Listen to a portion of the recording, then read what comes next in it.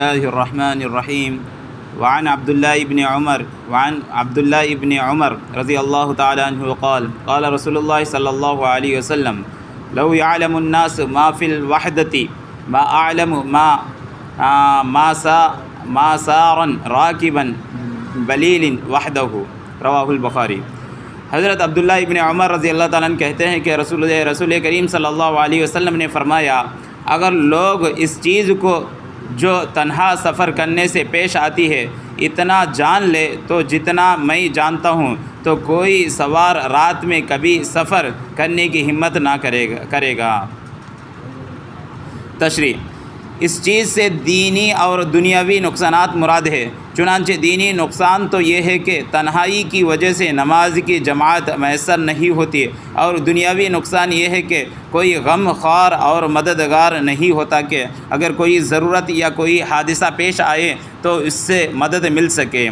सवार और रात की क़ैद इसलिए लगाई गई है कि सवार को प्यादा की बानिस्बत ज़्यादा ख़तरा रहता है, और ख़ुसूसन रात में।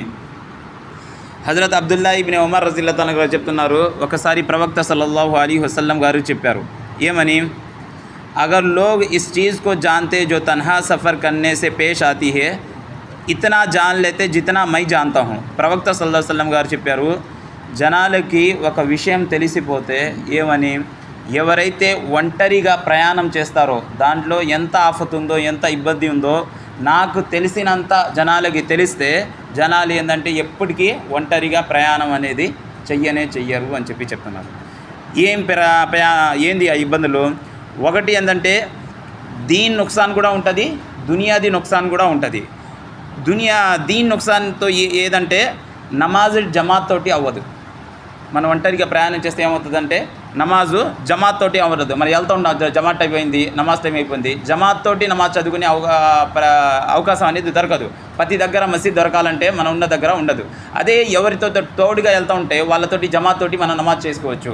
జమాత్ తోటి నమాజ్ చేయడం, ఒంటరిగా నమాజ్ చేయడం కంటే 25, 26, 27 ఈ 3 రివాయతులు ఉన్నాయి.